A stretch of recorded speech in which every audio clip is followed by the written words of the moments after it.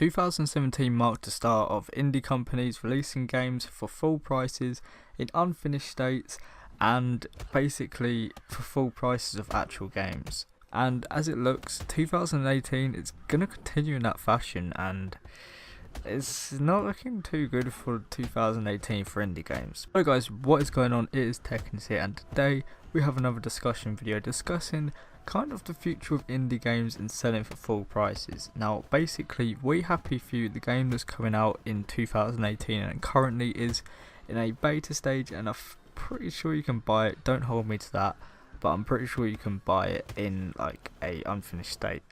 Basically, people who make, I'm not too sure of the company fully, I know that Gearbox are publishing it, but basically they have announced that they're actually bumping up the price from £40 for the standard version to around £50. Now this game looks crazy, it looks really interesting, really unique, nothing I've really seen in a long time, but to charge £50 odd for the standard version is crazy. Along with this, they also revealed that they were going to be announcing a collector's edition which had a art book, CD with the soundtrack of the game, a mask from the game, and a few other bits and pieces. This was roughly around $150, which works out to around £130 to £140, and yeah, it doesn't actually contain the game whatsoever. Good move, Gearbox. You're doing good. It's just insane because of the fact, I mean, it's one thing to release a collector's edition for £150 for an indie game, but £150 not to include the game for any company? That's beyond me. I don't even know where the thought process in that was. Like, they're not losing any money, they're just gaining money, but that's the thing, people are still going to buy this. They're going to buy this package and they're going to buy the game. And that's over about $200 or about £180 UK pounds. Now what I meant by 2017 was the start of this trend. I'm talking Hello Neighbor, PUBG, you know, even, I don't really want to say it because I love Fortnite at the moment and I never had anything against it anyway, you know, by that video I made. But Fortnite, these are all games that were released in beta stages, early access, and for paid prices. And now that Hello Neighbor's out, it's kind of gone.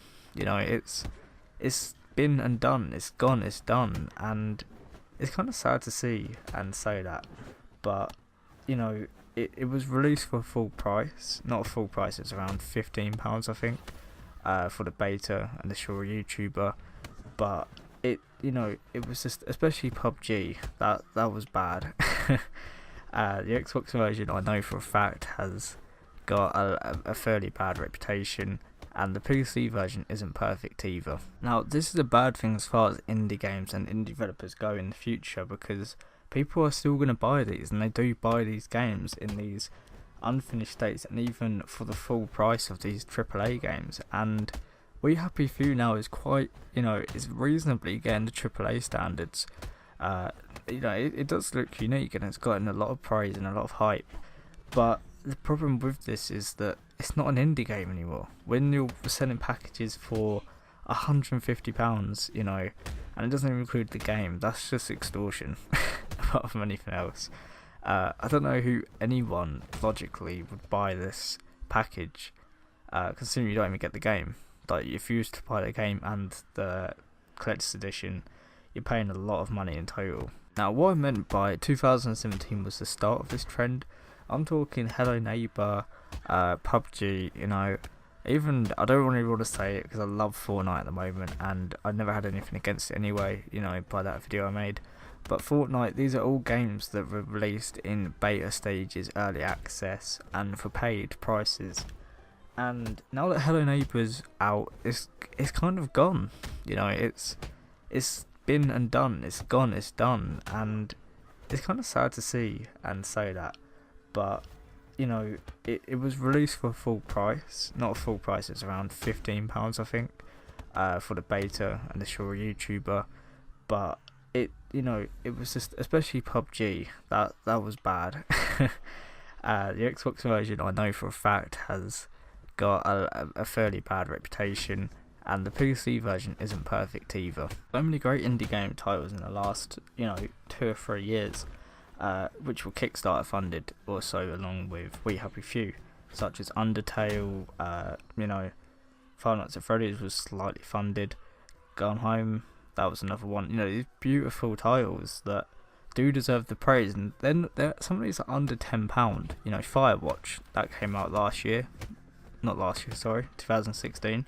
That was beautiful, great. Honestly, can't rate that enough. And I'm afraid that's Camp Santiago, which I'm releasing a game in 2019. Incredible looking. But I'm just afraid that indie developers are going to start becoming in it for the money more than development. And that's a scary process for any gaming, any games company. When they start becoming about the money more than the games, that's when stuff starts going downhill. I'd like to hope that some developers, current or new, coming into, indie development, are hoping that they keep that innovative, passion for wanting to make great games, because that's what we need. Not, people who are just wanting to get money from it. Because, you just get to the point where they're just making games for the money, and us as the consumers will stop buying them, or people will still keep buying them, let's be honest, and it's just going to get worse. Really, I just want to clarify that I don't have a problem with Kickstarter. Kickstarter funds are brilliant, everything like that, but it's these people, it's the companies that just want the money, I think there's no reason that an indie company has to be, it's like Undertale, that sells for about £20 a unit on PS4, if not cheaper, and I haven't played it myself, and I will get round to it, but it's incredible. It's changed the indie gaming scene, along with Firewatch, Gone Home. These are all games that have shaped what the indie scene is in gaming, and I feel that's what's important. We need to focus on these great titles and focus on making a great experience from a company. It doesn't have to have hundreds upon thousands of employees to make something that's incredible as those. But guys, that's all I have to say in this video about the indie scene in gaming, and I'm hoping that I'm wrong. I really do hope I'm wrong, and 2018 will show, but I'm afraid that if it keeps going how it's going, it's going to just turn into, indie game developers are getting so much praise in them, and they deserve it, but we just need to go back to making the games for the people, But what do you guys think? What are your favourite indie games? Tell me in the comments, and what do you think about the indie scene in 2018, 2017? Let me know. Until next time, guys, thanks for watching.